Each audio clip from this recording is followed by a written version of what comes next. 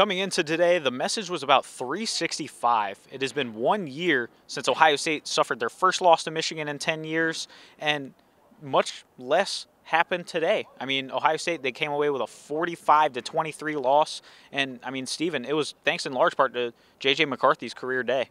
J.J. McCarthy looked absolutely outstanding today, and I said in the podcast that he was, inexperienced, and I wasn't sure how he was going to play, but watching this game, you would think that he was the Heisman Trophy contender and C.J. Stroud wasn't. Granted, not to say C.J. Stroud played poorly, but J.J. McCarthy, this is the definition of take what the defense gives you. There were at least 3 or 4 plays where J.J. McCarthy had a guy wide open 50 yards down the field, and it usually ended up in a touchdown. Cornelius Johnson had 2 scores of over 60 yards. Donovan Edwards had 2 scores over 70 yards on the ground.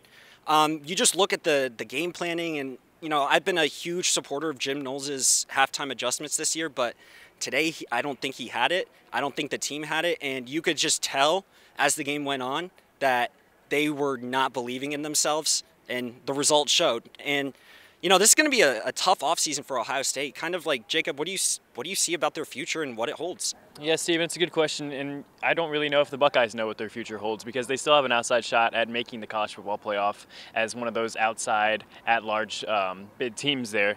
But, that's in the near term. As far as Ohio State goes, it's been a while since Ohio State's lost 2 in a row to Michigan. It's been a while since Ohio State's lost on its home turf to Michigan. We saw what happened last year after the Buckeyes lost to Michigan, the new defensive coordinator in Jim Knowles, the new offensive line coach in Justin Fry, etc. Now, after losing 2 in a row, there's a saying that goes around Columbus when your team loses multiple times to the team up north. Ohio State's going to have to look itself in the mirror.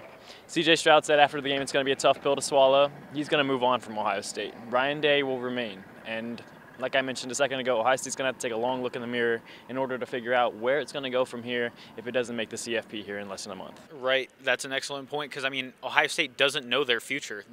But for now, they have to swallow that pill, losing to Michigan for the 2nd year in a row, and not going to go to the Big Ten championship, and most likely not going to the college football playoff, barring some craziness that we've already seen in the college football landscape this season. But for now, this has been the Lantern Sports post-game show for Jacob Benge and Stephen Kishpaugh. I'm Casey Smith. Until next time, take care.